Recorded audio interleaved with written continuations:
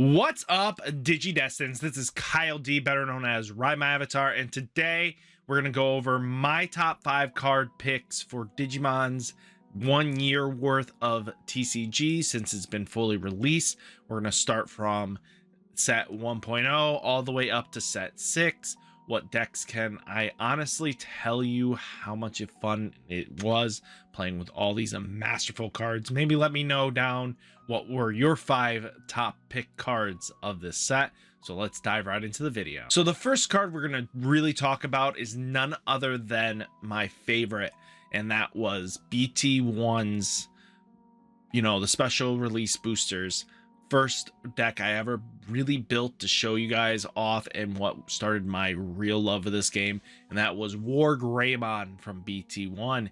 This card had it all going for it.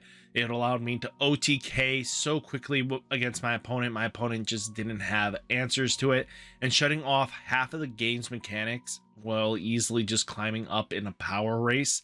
This card just gave me everything I wanted in red starting off.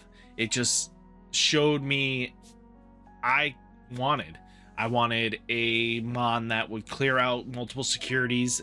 It showed red's true identity, and then having the ability to shut off options was so important to me, because while Hammer Spark, Trump Sword, and everything like that was so hyper competitive in the beginning, you wanted to be able to shut them off, especially with Gaia Force hiding in there as well. You just didn't want to worry about losing your mon to something like that. So I just had it in the raising area.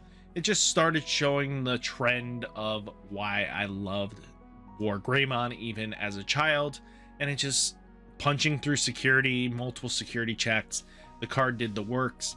I could almost take my opponent down to 0 going from the start. So I really love this card all in all. Next card, let's talk about it, this was where I first really truly started enjoying green. Green was with Shoutmon. Shoutmon was quite interesting with the download. Even I didn't pick up green until after the restriction, but I started loving Shoutmon because the deck just flowed very nicely, being able to control your opponent's board while making it that you just swung in and keep removing threats and then just go after the security, and gave me an answer to yellow when yellow just felt so oppressive to me. Even with Wargreymon meta, I just never was a huge fan against yellow, and green just felt natural to get it out with, and it just made me happy that Shoutmon being able to rest their big guys, get mons off the board, and just remove threats otherwise that would just shut me down really helped out in the long game. And I loved that Shoutmon really gave me a good introduction. This card is just so great, so powerful, and I can't express, I hope one day we get it back, because I also do find that I love the Olympus 12 side of the storyline, and I would love more of the Olympus 12 Digimon shown off. I'm hoping one day we get Lunamon back, but hey, it's a work in progress. We'll eventually have it. So yeah, that when BT 1.5 was, after hitting the snag I did, this was really great to have a refreshing moment and being able to take on a different leap in perspective. So I'm really happy that green was introduced to me through Shoutmon. So let's talk about the next card. Should we really talk about it? BT4 came around and I was super excited for Nidhogg. Nidhogg was a godsend. Being able to build up options and then just clear out boards was huge in my opinion, especially against Rookie Rush, stuff like that, when BT4 was starting to solidify. But it helped against Yellow Wargreymon, who liked to spam a lower end board and just get rid of it. I can't tell you how many times, even going into Lord Nightmon meta, that Nidhogg has saved me because it was able to remove big threats. I would just needle spray or, flower cannon, anything out of the way that might be too much of a threat, and Nidhogg would just get rid of it, and I would be able to survive the turns. And especially when you double Nidhogg your opponent twice in a row, your opponent just really doesn't have an out to that much removal. So it was really great to see a massive board wipe kind of strategy in this game. So Nidhogg kind of reaches my third favorite kind of card, because Nidhogg just made me really enjoy green still going in, and it was showing that green was going to stay a contender for a good while, even with the restrictions of Wargreymon and hidden potential. So really nice to see. And then here comes, this one was a really tough pick, because it was either up against this one or Ridemyavatar, but I gotta say Shoutmon really came through to me. I felt loving red again once we hit BT5 was really tough, because red kind of felt really underwhelming for a good while, because it just didn't seem like it had its identity back anymore. It kind of lost out a lot of its flavors. A lot of the other decks just punished red a lot more. So Shoutmon DX was just amazing to come fresh intake. Especially I've took it into locals and I took it to other events. And it was just really amazing all around to have Shoutmon DX just be able to slam down and just clear out your opponent's everything. Just that 6k body they have, hey, goodbye.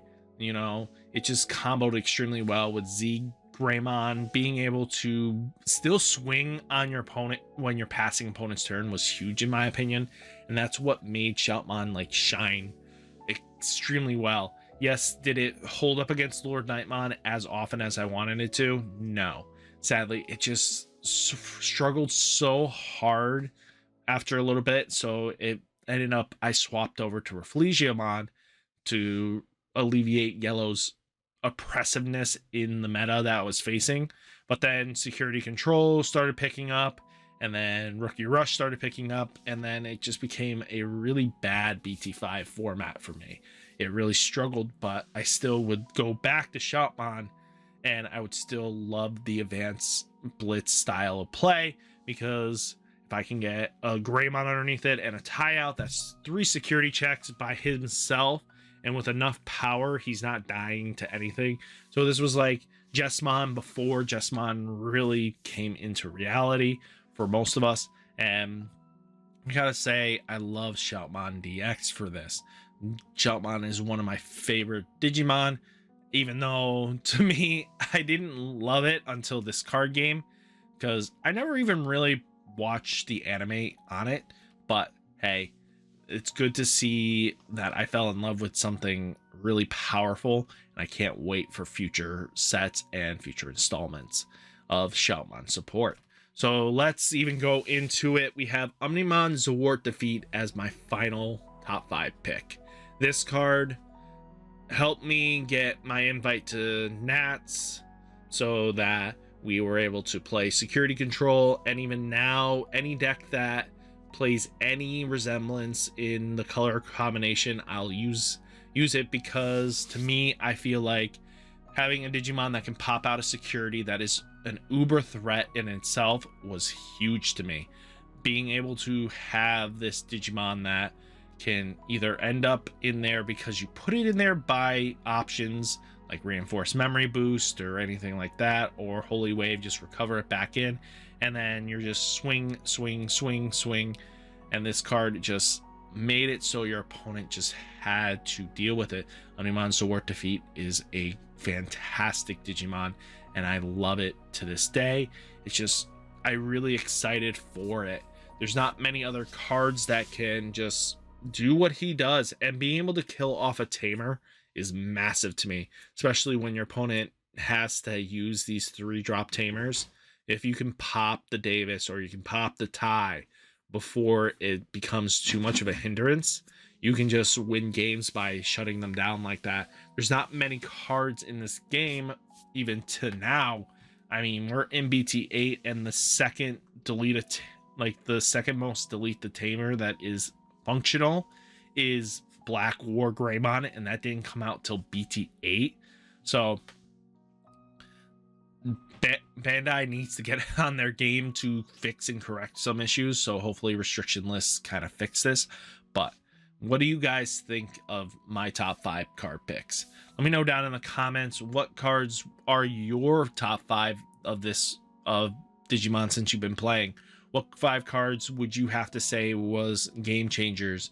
I know I could have went over the 5 options, but I feel like the 5 cards personally end all be all with me had to be these ones. Maybe I'll make my top 5 options videos, maybe other videos. Let me know down in the comments as well.